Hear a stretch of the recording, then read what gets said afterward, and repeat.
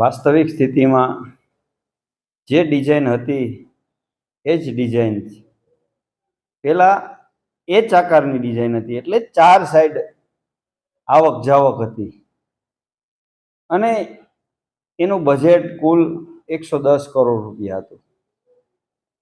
સરકારની સૂચનાથી સરકારના અધિકારીઓ અને ટેકનિકલ માણસો દ્વારા એવું કહેવામાં આવ્યું કે ભાઈ હાલ ગ્રાન્ટનું પ્રોવિઝન પૂરતું નથી, એટલે આ ઓવરબ્રિજને 2 ભાગમાં કરવો, પ્રથમ તબક્કો અને બીજો તબક્કો. એટલે જે એ સાકારનો તબક્કો છે, એટલે જોશીપુરાથી ચડી અને ગાંધી ચોકમાં ઉતરવા માટેની બ્રિજની મંજૂરી આપી છે. એ આકારમાં બસ સ્ટેન્ડથી રેલવે સ્ટેશન તરફ પણ ઉતરવાનું હતું ને રેલવે સ્ટેશનથી બસ સ્ટેન્ડ તરફ હતું. એ બીજા તબક્કાનો ભાગ છે. એટલે ભવિષ્યમાં આ બ્રિજ 2 પાર્ટમાં થવાનો છે. એટલે પ્રથમ પાર્ટના કામની શરૂઆત મહાનગરપાલિકા કરવા જઈ રહી છે. ખાસ કરીને રોડની જે છે એની પિલર આવે છે હરેશભાઈ, જેને લઈને ટ્રાફિક સમસ્યા આવતા દિવસોમાં, એટલે ખાસ કરીને આપણે 2047નું વિઝન જોઈએ છે. જે ઓવરબ્રિજ બનવાનો છે એના હિસાબે એક પણ રસ્તા બંધ નથી થવાના કે ટ્રાફિક સમસ્યા નથી થવાની. બ્રિજની બંને સાઈડ 5.5 મીટરના સર્વિસ રોડનું પ્રોવિઝન છે. એટલે રેલવે સ્ટેશન વાળો જે રોડ છે એને ગીતા લોજની સાઈડનો રોડ છે, એ ક્યારેય બંધ નથી થવાનો એવી ખોટી અફવા છે. પ્લાનિંગમાં જોતા પણ એ ફલિત થાય છે કે એ રોડ ક્યારેય બંધ નથી થવાનો. રોડ લોકોને ટ્રાફિક અવર જવર માટે ખુલ્લો જ રહેવાનો છે. ખાસ કરીને પિલોરના હિસાબે રોડ છે એની ઉપર પિલોર આવશે સાહેબ, એવી વાત છે. આ પિલોર આવશે એટલા માટે જ સરકારી જમીન સંપાદન કરવામાં આવી છે, એટલે જ રોડની વીથ વધારવામાં આવી છે. એટલે જેટલા પિલોર વધે છે એના કરતાં પણ વધારે સરકારી જમીન સંપાદન કરવામાં આવી છે. એટલે રોડની વીથ ક્યાંય ઘટવાની નથી. જુનાગઢ જોશીપુરા ઓવરબ્રિજની જે વાત છે એમાં ચેરમેન શ્રીનું કહેવું એમ હતું કે આ પ્રથમ તબક્કાનું કામ છે, બીજો તબક્કો બાકી છે. સવાલ પ્રથમ તબક્કા અને બીજા તબક્કાનો નથી. 15.60 અબજ રૂપિયા જુનાગઢની પ્રજાના પ્રથમ તબક્કામાં જ વપરાણા છે. જુનાગઢની પ્રજા જાણે છે. મૂળ વાત એ છે કે જૂનો નકશો હતો એમાં તમે ફેરફાર કર્યો એનો અમને વાંધો નથી, જૂના નકશામાં જે કંઈ બદલાવ કર્યો એનો વાંધો નથી, પણ જૂના રસ્તામાં જ્યારે આ મુખ્ય રસ્તો ડિસ્ટર્બ નહોતો થતો અને સરકારી જમીન એટલે કે જે અત્યારે જોડાની ઓફિસ છે એમાં પિલર ઉતરીને ગાંધી ચોક નીકળી જતા હતા, તો એમાં શા માટે ફેરફાર કર્યો અને રસ્તાને ડેમેજ કરીને શા માટે તમે પ્રજાને હેરાન કરવા માંગો છો? એ જુનાગઢ પાસે એકમાત્ર રસ્તો છે અને એ રસ્તાને ડેમેજ કરવાનો જે વિષય છે એની સામે મારો વિરોધ છે અને પ્રજાનો વિરોધ છે.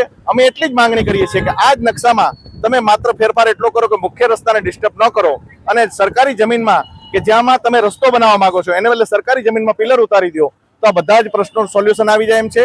જીદ મૂકી અને ઉતાવળ મૂકી અને પ્રજા હિતમાં કામ કરો એવી માંગણી છે. નહીતર જન આંદોલન થશે ને થશે. હું માન્ય નરેન્દ્રભાઈને પણ કહું છું કે જુનાગઢની પ્રજાના 15.60 અબજ રૂપિયા આ લોકોએ પ્રથમ તબક્કામાં વાપરી નાખ્યા. હજુ પ્રજાને દેખાતા નથી ક્યાં વાપર્યા. 15.60 અબજ રૂપિયા જેટલો મોટો ખર્ચ કરવા છતાં જુનાગઢની પ્રજાને સંતોષ ન થયો હોય એવા કામ કરનારા આ લોકોને એકવાર હવે ઘરે બેસાડો તો સારું.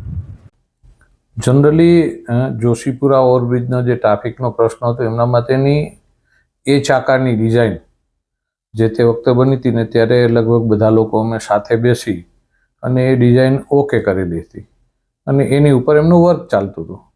અત્યારે હમણાં વિરોધ આવ્યો ત્યારે ખબર પડી કે એક ડિઝાઇનની અંદર ચેન્જ થયું છે.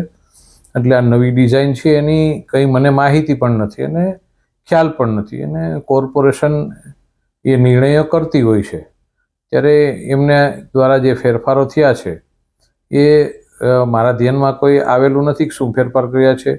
ડિઝાઇન આજે છાપામાં મેં જોઈ અને લોકોનો વિરોધ આવ્યો ત્યારે ખબર પડી કે આ ડિઝાઇનની અંદર કંઈ ફેરફાર થયો છે. એટલે જોશીપુરાના વિસ્તારનો ટ્રાફિકનો પ્રશ્ન હલ કરવો જરૂરી છે અને થવો જ જોઈએ.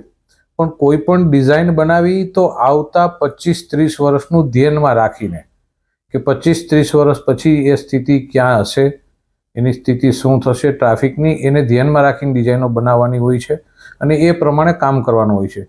આજનો નિરાકરણ કરશે તો એ બનશે 5 વર્ષ પછી કે 3 વર્ષ પછી. તો એ 3 વર્ષ પછી અલગ સ્થિતિ જુનાગઢ શહેરની હશે. તો આ બધી વસ્તુઓને ફોકસ રાખીને કરવું જોઈએ. મને તો ખ્યાલ નથી જે પણ પદાધિકારીઓએ કે જે લોકોએ અધિકારીઓએ બનાવી હશે એ ધ્યાન રાખીને બનાવે છે, પણ લોકોનો વિરોધ છે. આજ મેં પેપરમાં પણ જોયું સવારે, લોકલ કોર્પોરેટરને પણ ખ્યાલ નથી કે ડિઝાઇન કઈ રીતે બની છે. તો આવી ગંભીરતા લેવી જ જોઈએ. સ્થાનિક જે કોર્પોરેટરને સંલગ્ન છે એમને વિશ્વાસમાં લઈ એમની સાથે ચર્ચાઓ કરવી જોઈએ.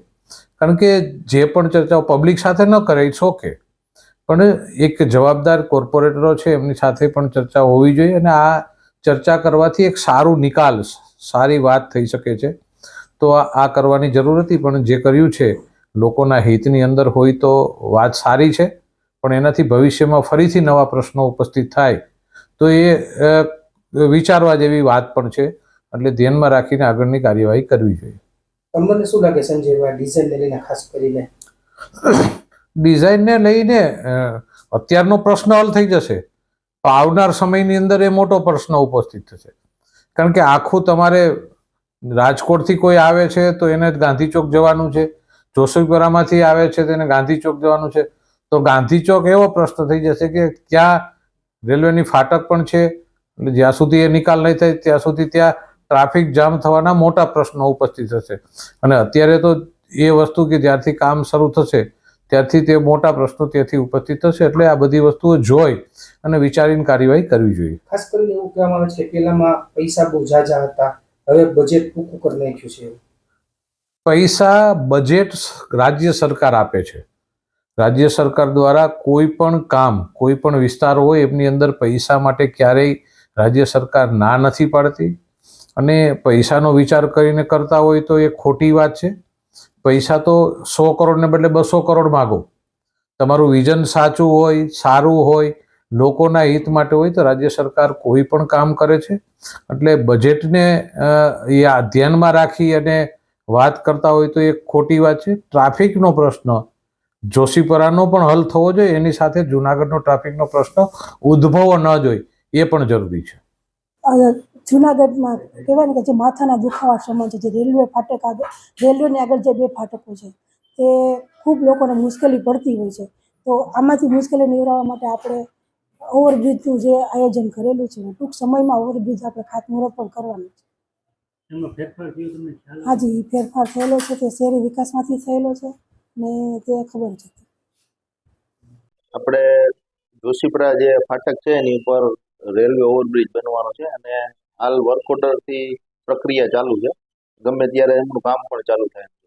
આપણે જોઈએ કે સર્વપ્રથમ H આકારની ડિઝાઇન હતી, જે ગિરિરાજ રોડ અને રેલવે સ્ટેશન, ગાંધી ચોક અને સરદારપરા એમ ગમે ત્યાંથી ગમે ત્યાં લોકો સરળતાથી જઈ શકે અને 4 લેન આખો જે બ્રિજ હતો એ બનાવવાનો હતો. હવે જે આ નવી ડિઝાઇન અચાનક ફરી ગઈ છે એમાં S આકારનો બ્રિજ છે, જે માત્ર સરદારપરાથી ગાંધી ચોક સુધી જ લોકો અવર જવર કરી શકે. અને આ બ્રિજ છે એ રોડની વચ્ચોવચ્ચ જેના પિલોર આવે છે. જ્યારે જે પહેલાનો બ્રિજ હતો તેમાં સરકારી જમીન પણ સંપાદન થઈ ગઈ અને સરકારી જે જગ્યાઓ છે પંકજ બંગલો અને એમાં એ આખો બ્રિજના જે પિલોર હતા એમાં આવતા હતા. તેને બદલે અત્યારે રોડની વચ્ચોવચ્ચ આવે. જે અત્યારે જે ફોરટેક હયાત રોડ છે ત્યાંથી મોટા ભાગના એસટી બસમાંથી મોટા વાહનો ત્યાંથી જુનાગઢમાં આવક જાવક કરી શકે આ એક જ ફોરટેક રોડ છે. એને પણ વધારે આ પિલોર જો વચ્ચે આવે એટલે એ રોડ છે એ ખૂબ જ ડેમેજ થશે અને ભવિષ્યમાં ટ્રાફિકની જ પણ સમસ્યા સર્જાશે. અને જે 2 બાજુના જે ભાગ છે એ કાપી નાખ્યા એને હિસાબે લોકોને ફરી અને ગાંધી ચોક જવું પડશે, ત્યાંથી જોશીપુરા ખાતે ને ત્યાંથી અન્ય જગ્યાએ જઈ શકશે. એટલે આ રીતનું જે કામ છે એ ખરેખર તો વિજય રૂપાણીએ કીધું હતું કે મોસાળેમાં પીરસનારી છે, જેટલા જોઈએ એટલા રૂપિયા માગો, તમે સારામાં સારો બ્રિજ બનાવો. એને બદલે આ ટૂંકો બ્રિજ અત્યારે જે બનાવી રહી એમાં આખા સિટીમાં આનો શાસકો પ્રત્યે ઉગ્ર વિરોધ લોકોના માનસમાં આવી ગયો છે. કારણ કે જે કામ થાય એ સારું થવું જોઈએ, ભવિષ્યમાં ટ્રાફિકને નડતરરૂપ ન થવું જોઈએ અને લોકોને ચિંતા મુક્ત અને સારામાં સારો ઓવરબ્રિજ મળે અને એવું કામગીરી થવી જોઈએ. એને બદલે આ અત્યારે જે ડિઝાઇન છે એમાં તમામને નુકસાની જાય એ રીતની ડિઝાઇન છે. મુલાકાતના આપણે ફિલ્ડ વિઝિટ કરીએ છીએ. આજે પુલ જે છે આ ક્યાંથી શરૂ થાય છે, કેટલી સરકારી જગ્યા કઈ કઈ કચેરીની તપાસ થાય છે અને આની જુદી જુદી જગ્યાએ હાઇટ શું હશે, કેવી રીતે ટ્રાફિકના ઇસ્યુ થવાના છે ફ્યુચરમાં, અને કેવી રીતે આને જે ગવર્મેન્ટ લેન્ડ છે સપોઝ જરૂર પડતી હોય તો આને કચેરીને દરખાસ્ત કરીને વધુમાં વધુ સહુલિયત કેવી રીતે આપી શકે તો દેટ ગ્રામજનોને જ્યારે પણ આ રોડથી નીકળવાનું હોય તો ઓછું આ બાબતની વિઝિટ કરવામાં આવે છે. અત્યારે જે કન્સલ્ટન્ટ છે આના દ્વારા જે બ્રિજનો પ્રપોઝ સાઇટ છે ક્યાં ક્યાં પિલર આવવાના છે એની વિઝિટ કરીએ છીએ અને આ વિઝિટ પછી એક સારી અન્ડરસ્ટેન્ડિંગ ડેવલપ થશે કે આપણે ત્યાંથી શરૂ થશે અને ક્યાં ક્યાં આકારનો અત્યારે જે આનું જે આકાર જે છે આ ગાંધી ચોકથી ઉપડે છે અને રેલવે આ લાઇનને ક્રોસ કરતાં આગળ જોશીપુરા સુધી જાય છે. આ પ્રકારનો છે. સર આ ડિઝાઇનમાં કંઈ ફેરફાર થશે કે નહીં? અત્યારનો જે છે આ વર્ક ઓર્ડર અત્યારે ડિપોઝિટ ભરવાનું કહી દીધું છે. વર્ક ઓર્ડર ઇસ્યુ થવાના પ્રક્રિયામાં છે. અત્યારે અમે જે એક્ઝિસ્ટિંગ ડિઝાઇન જે છે આનું એક્સપ્લોર કરીએ છીએ કે આ કેવી રીતે થશે. બાકી જે ફેરફાર કરવાના છે આ તમામ રજૂઆતો આપના ધ્યાન જ હશે તો જે નિર્ણય થશે આપણે જાણ કરવામાં આવશે. સર આમાં ધારાસભ્ય અને સાંસદ પણ છે અને એ લોકોએ પણ ચકાસણી કરી તો કેટલા અંશે વ્યાજબી છે ને કેટલું નહીં? વ્યાજબી કેટલું છે કેટલું નથી આ તમામના ડિસ્કશનનો ઇસ્યુ છે. મારો એજ્યુકેશનનો પોર્શન છે અને આજે ઓલરેડી ફાઇનલાઇઝ ડિઝાઇન છે. આ ડિઝાઇનને આપણે અત્યારે ચેક કરીએ છીએ અને ચેક કર્યા પછી જે અમારું મંતવ્ય છે ને